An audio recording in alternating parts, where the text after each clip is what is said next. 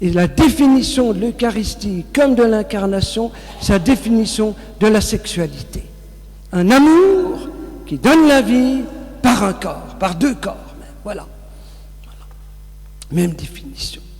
Alors vous comprenez, Thérèse, quand elle va dire « Je m'unis nuptialement à mon Jésus », quand elle va dire « Mon ciel, il est caché dans la petite hostie où Jésus, mon époux, se voile par amour. À ce foyer divin, je vais puiser la vie. Et là, mon époux, Sauveur, m'écoute nuit et jour. Oh, quel heureux instant lorsque dans ta tendresse, tu viens, mon bien-aimé, me transformer en toi. Cette union d'amour, cette ineffable ivresse, voilà mon ciel à moi. Nous devenons une seule chair pour être un seul esprit avec lui. Un seul corps pour être un seul cœur avec lui. Un corps à corps physiologique, anatomique, pour une union spirituelle mystique.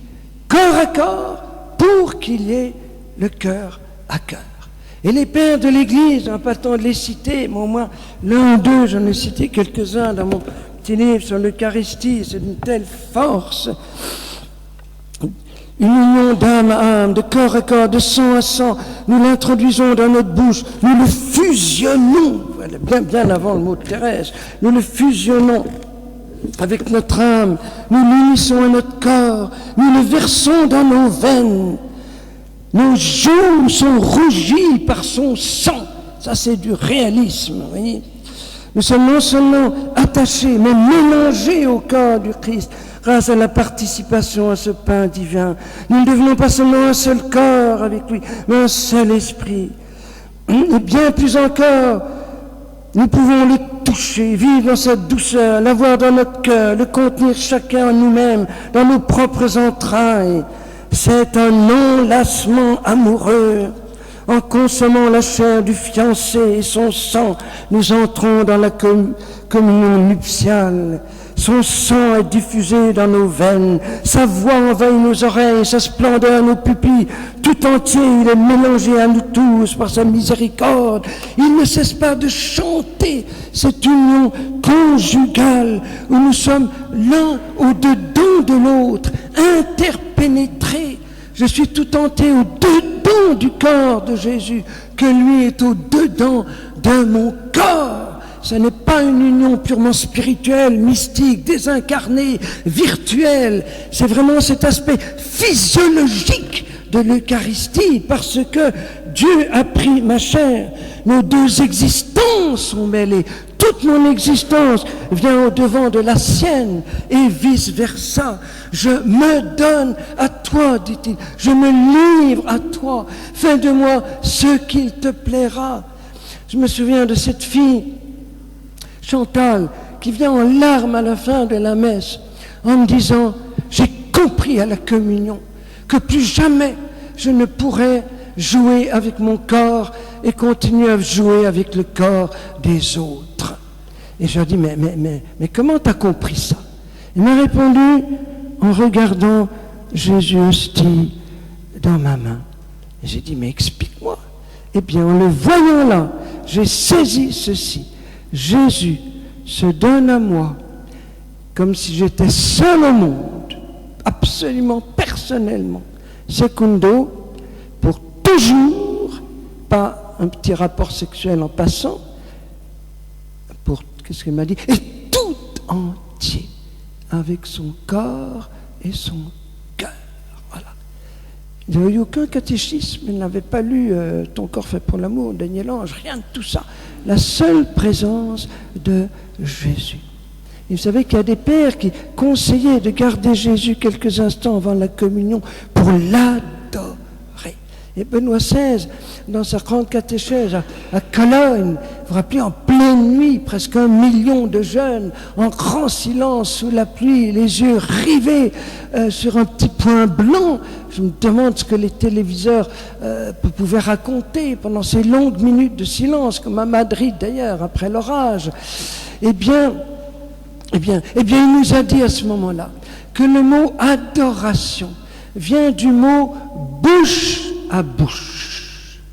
Une relation bouche à bouche. Je vois que vous êtes sceptique, vous croyez que c'est moi qui invente ça. Eh bien, je vous le cite texto. Le mot latin pour adoration, contact bouche à bouche, baiser, accolade et donc amour. Le cœur et le sang nous sont donnés afin que nous soyons transformés en lui, nous devenir corps de Christ, consanguins avec lui. L'adoration est union, sous-entendu nuptiale. Voilà, nuptiale. Comment tu daignes me faire membre de ton corps tout fulgurant du feu de ta divinité, mon sang mêlé à ton sang. Je ne sais même plus où poser mes membres, dit un père d'église, parce que je suis devenu Jésus. Je suis un peu gêné, je ne sais pas quoi faire avec mes mains, tout ça, c'est les mains de Jésus maintenant, puisqu'il est en moi. Vous voyez ?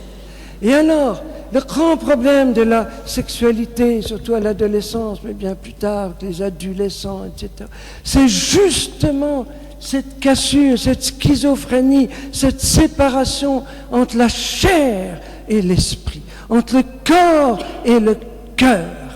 Eh bien, la communion, c'est pas de la prostitution. Jésus ne te dit pas « je te donne ma chair ». Je te donne mon corps, mais je ne te donne pas mon cœur. Ah non, je ne t'aime pas. Tu peux faire ce que tu veux avec mon corps, tu peux jouer avec mon corps, etc. C'est pas de la prostitution.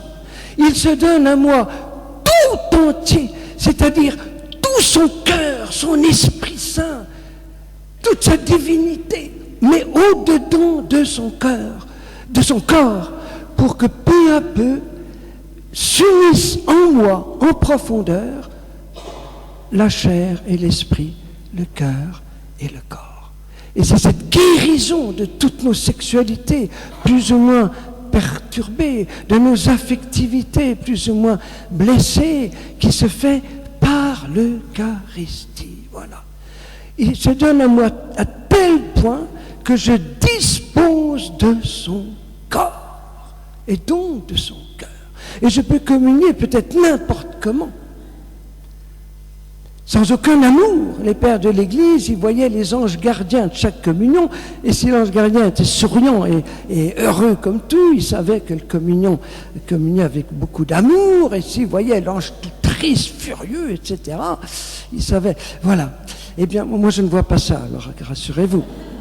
Voilà, c'est ça. Et je dispose de son corps. Je peux le recevoir n'importe comment. Je peux le recevoir comme Judas, ou comme Jean, ou comme Marie, quand Jean célébrait la messe. Tu disposes de mon corps. Et je dois pouvoir lui répondre, ben, toi aussi, Seigneur, tu disposes de mon corps. Je ne peux pas faire n'importe quoi avec mon corps, parce qu'il t'appartient, parce que j'ai reçu ton corps en moi. Oui. Et ça va encore beaucoup plus loin. Jésus se donne à moi sous l'aspect d'une chose, d'une matière. Apparemment, c'est un objet. Apparemment, c'est du pain. Ça ne bouge pas, ça ne parle pas, c'est pas vivant. Apparemment. Et pourtant, c'est mon Seigneur, la personne vivante de mon Dieu. Pour m'apprendre à ne jamais traiter le corps d'une personne comme de la matière, comme un simple objet, un simple gadget de jouissance, de plaisir, d'exploitation sexuelle, tout ce que vous voulez. Voyez, il se donne à moi, ça c'est bouleversant, sous l'aspect d'un objet. Voilà. Alors que je dois y adorer une personne, pour m'apprendre à vénérer la personne qui est corps et chair, et pas seulement sa chair. Et ça va encore plus loin. Tu disposes de moi. Vous savez que les deux pires horreurs dans le monde aujourd'hui, c'est l'abominable commerce sexuel international de la chair des enfants, qui prend des proportions inimaginables, qui rapporte des milliards de dollars, à un point que vous n'imaginez pas, des enfants qui meurent du sida à 10, 12 ans, etc. C'est la pire horreur, pire que les génocides, pire que les guerres. Et l'autre horreur, qui est la même, c'est les messes sataniques où Jésus est kidnappés comme ses enfants, volés, prostitués, tournés en dérision, torturés dans les messes sataniques. Et Jésus a voulu rejoindre tous ces enfants victimes de ces horreurs. Il a voulu rentrer dans cette horreur, dans cet enfer. Il descend dans nos enfers jusque-là, tellement il est vulnérable, tellement il est sans défense, tellement il se livre comme un petit enfant que je peux effectivement voler, kidnapper, prostituer, tuer. Et il a été tué pour ça. Il est descendu jusqu'au fond et il continue aujourd'hui à descendre au fond de nos enfers à travers son Eucharistie. Il veut vivre dans ce peuple de ces pauvres petites victimes. Son union nuptiale est allée jusque-là. Il partage toutes les souffrances, toutes les misères de son épouse. Cette épouse de l'humanité, avec toutes ses souffrances. Et je termine en disant que tout ce que je viens de dire au niveau personnel, qu'on pourrait compléter, dire combien l'adoration du corps de Jésus est une thérapie extraordinaire pour nos sexualités perturbées, parce que nous apprenons à admirer gratuitement la beauté d'une personne, sans vouloir la posséder, sans vouloir arracher la petite fleur. Et il y a des rayons de guérison qui sortent du corps de Jésus et du cœur dans son corps pour venir guérir toutes les blessures et de notre cœur et de notre corps et de notre sexualité. Cette dimension, c'est d'une urgence première à diffuser dans toute l'Église, c'est la grande tradition des pères, mais qui aujourd'hui prend une telle actualité. Eh bien, j'étends cela à toute l'Église, qui est l'épouse de Jésus. Longtemps, j'ai été perturbé parce qu'il y avait deux images fortes pour désigner l'Église. Elle est le corps du Christ, d'accord, corps et tête, et puis on dit elle est épouse. Mais c'est complètement différent. Ou bien elle est épouse, ça veut dire qu'ils sont deux, ou bien c'est le corps, donc ils sont un. Eh bien la réponse, c'est l'Eucharistie. Jésus se fait le cœur du grand corps de l'Église. Il s'unit l'époux en tant qu'époux à l'Église, son épouse, pour que les deux ne soient qu'une seule chair, donc qu'un seul corps. C'est parce qu'ils sont époux et époux qu'ils sont un seul corps, épouse, corps, c'est la même chose, grâce à l'Eucharistie, où l'Église dispose du corps même de son époux. Si j'ai envie tout à l'heure de sortir en procession dans la rue, Jésus va se laisser, ne tremblez pas, je ne vais pas le faire, eh bien, Jésus se laisse faire par son pauvre petit prêtre. Je dispose du corps de Jésus. Oh, il se laisse faire, voyez, jusque-là. Alors on pourrait développer ça des heures et des heures, c'est tellement beau, tellement émouvant. Et vous voyez comme c'est la sanctification aussi de tout le mystère du mariage, des noces. On n'a pas le temps de développer tout ça, mais juste le testament de Jean-Paul II en une ligne, dans sa toute dernière lettre sur l'Eucharistie. Vous savez que toute sa vie a été fasciné par l'Eucharistie.